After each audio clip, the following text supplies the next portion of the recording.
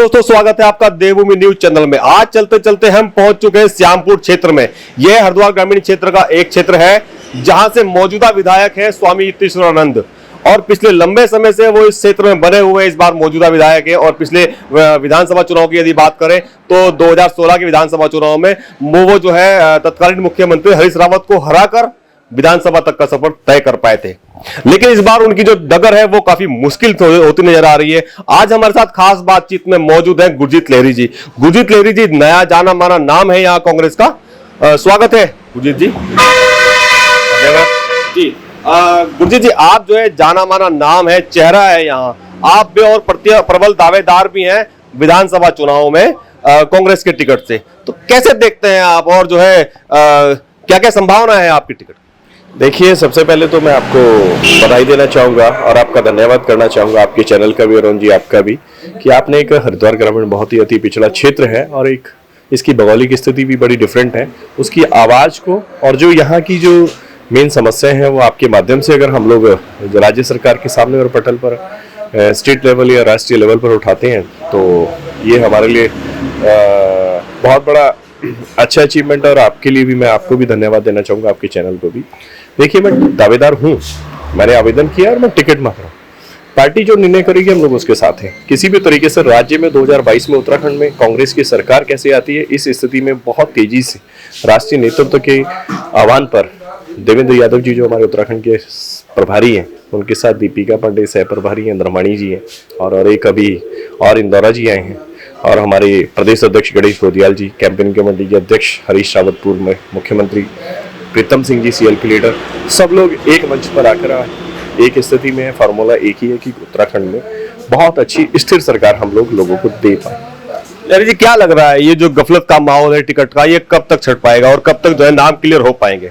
देखिए, अभी बैठक स्क्रीनिंग कमेटी की चल रही थी, लास्ट वाली बैठक पोस्टपोन हो गई थी और 9 तारीख के बाद 25 जनवरी के आसपास है कि पहली लिस्ट हमारी ऑलमोस्ट फाइनल हो चुकी है, जिसपे चर्चाएं चल रही हैं और बहुत तेजी के साथ हमारा हाईकमान उस पर निर्णय लेने की इस समय स्थिति में है और ऑलमोस्ट हमारे डिस्कशंस हो चुके हैं।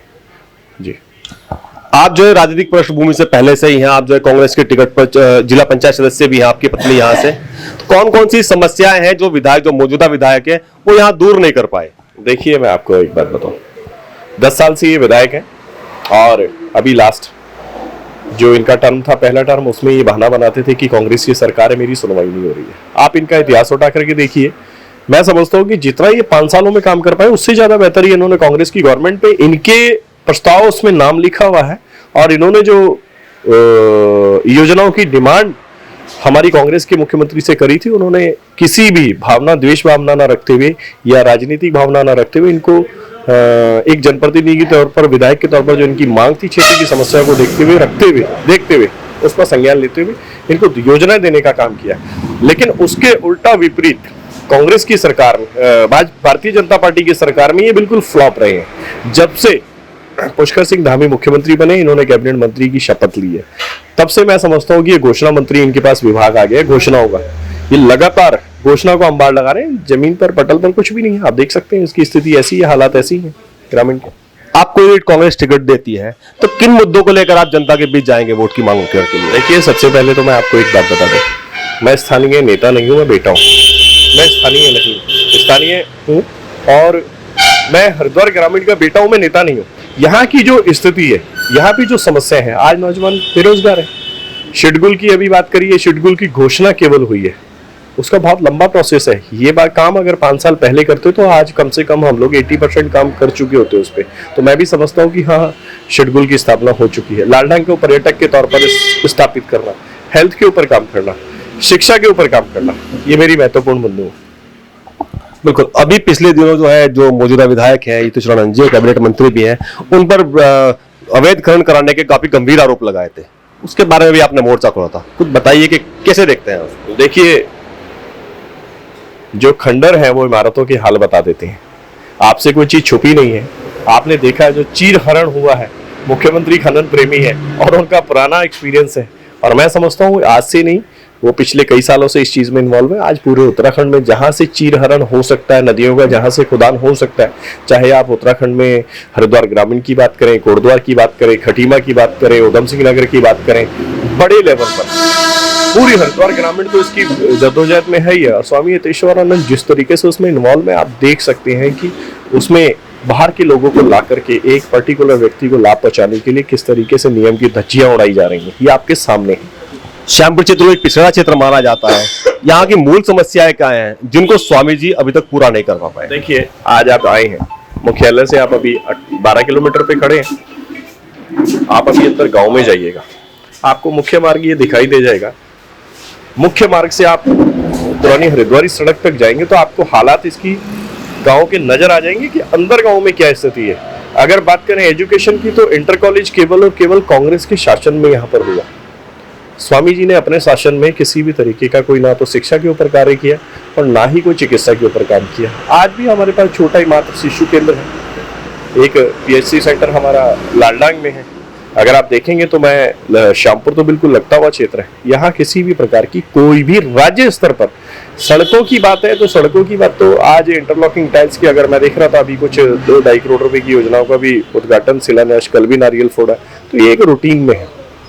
आपके पास 3.25 करोड़ रुपए की निधि, 10, 11, 20 करोड़ रुपए का काम आप राज्य योजना से भी ला सकते हैं, मुख्यमंत्री जी के भी खास है, तो ये रूटीन में है। उसके अलावा आप बताइए ना, जो फ्यूचर्स रखते हुए ध्यान में आपने यहाँ के बच्चों के भविष्य को तय करने के लिए, उनका भविष्य सुरक्षित रहे, जिसका लाभ एक पर्सनल कम्युनिटी को ना मिलके पूरे क्षेत्र को मिले, चाहे वो शेड्यूल की बात हो, चाहे कोई फैक्ट्री स्थापित हो, चाहे वो डिग्री कॉलेज की बात हो, या कोई सामुदायिक केंद्र की बात हो, या अच्छे हॉस्पिटल्स की बात हो, तो मैं समझता हूँ कि ऐसी कोई योजना यहाँ पर नहीं है।